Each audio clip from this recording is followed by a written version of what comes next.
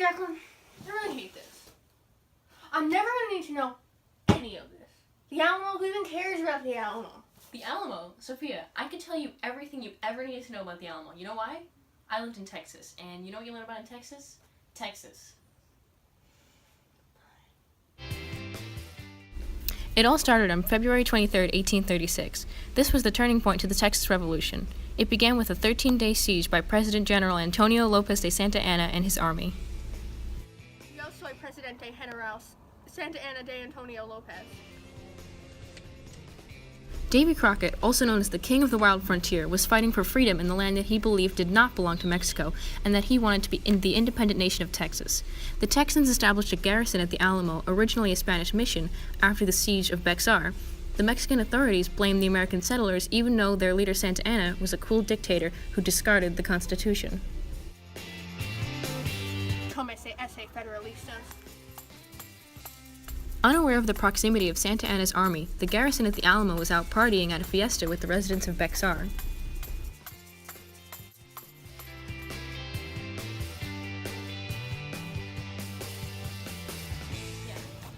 Wow, Jaclyn, you really know how to tell a story. I feel like I'm at the Alamo. What are you wearing, Sophia? Oh, what, this? I thought I would dress the part. Anyway, going back to the story... You know what, Jaclyn? I'm sick and gosh darn tired of you thinking that you're smarter than me just because you're an AP Calc and I'm in Business Calc. I read the review book. I can tell the story just as well as you can. Yeah, okay, tell the Texan the story. Amazing. So let me tell you. San Antonio was occupied by 1,500 Mexican soldiers. So, like, basically a billion. They raised their red flag, telling the nasty Texans to get the heck out of town, and letting them know that they were doomed. Over the next few days, the Mexicans got ready to attack. Even though the Mexicans had disadvantages to start, they were able to overwhelm the Texans with their sheer force, numbers, and bloodlust.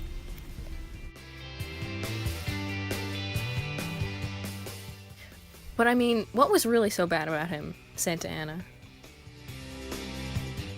Well, Santa Anna personally ordered the execution of 400 Texas prisoners after the Battle of Goliad, married a 15-year-old girl even though this would ruin his reputation and everything his family stood for, sent countless men into exile, and eventually went crazy, holding a funeral for his amputated leg. What a meanie, am I right? Gee, I never knew.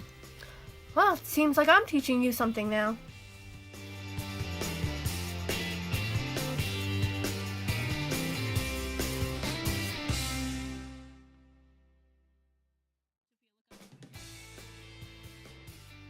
The Mexicans decided to show no mercy to the Texans and killed all of them, taking no prisoners. Every corpse was bayoneted after the fact just so they could be sure everyone was dead.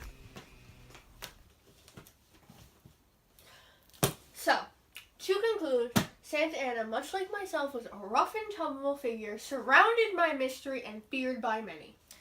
Whatever you say, Sophia.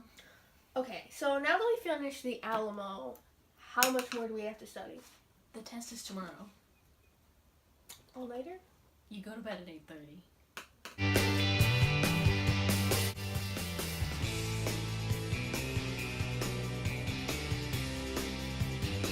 Okay, so now that we've mastered the Alamo, what's question number 2? Wait, who's this Benedict Arnold fellow? Benedict Arnold, you say? Get ready to be schooled, fool. Our story starts with Benny himself, born in 1741 to... Yada yada yada, we don't need his whole life story. Fine, we'll skip to the betrayal. It all started in 1778. Benedict Arnold was unhappy and had no hope for the future of his country. Oh boy, this country sure does suck. So Benny Boy was a tried and true patriot who single-handedly managed to save the American Revolution on a few separate occasions. But that's not why we're here today, folks. But Sophia, I thought he was a traitor, and you're telling me that he was a hero? What is the truth? Well, if you would let me finish my gosh darn sentence, then maybe I would tell you what happened. Are you ready to be blown away by a tale of a swashbuckling hero and his descent into evil? Fine, just get on with it. Anyway, in 1779, Benedict met and began secret correspondence with Major Andre, who was an Englishman of French descent. This correspondence would eventually lead to Benedict's betrayal of the Americans. Betrayal, you say? Tell me more. From July 1779, Arnold began supplying the British with key information about the American troops, including their locations and where they kept supplies. Scared that the British would stop communicating with him and repaying him as little progress was being made, Arnold started to gain control of West Point by moving up the ranks in order to continue helping the British from the inside out. The silly Americans. They'll never suspect me. Ho ho ho. You will, as they say, have fooled them. After gaining control of West Point, he began making it easier for a successful siege by the British. On August 3, 1780, Arnold was offered money from the British for West Point. Arnold and Andre met on September 21, 1780 in New York. Arnold was plotting to surrender West Point to the British once and for all. 2 days later, Andre was captured and hanged in Tarrytown, and papers containing the plan to capture West Point were sent to General Washington, who later discovered Arnold's role in this plan. Arnold justified his actions in an open letter to General Washington, published October 1780. Well, I'm in quite the pickle. You think you're in a pickle? I'm dead!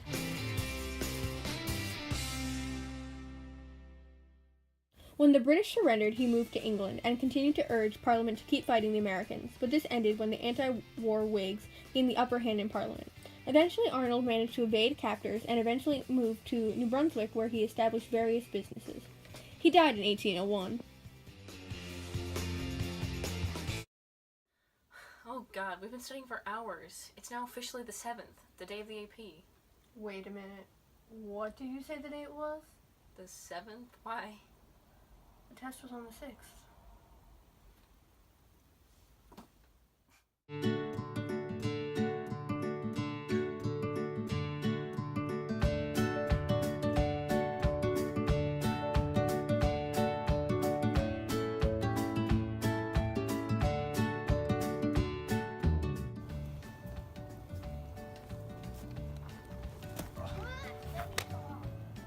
I'm not sorry. Hold on, we need to redo that.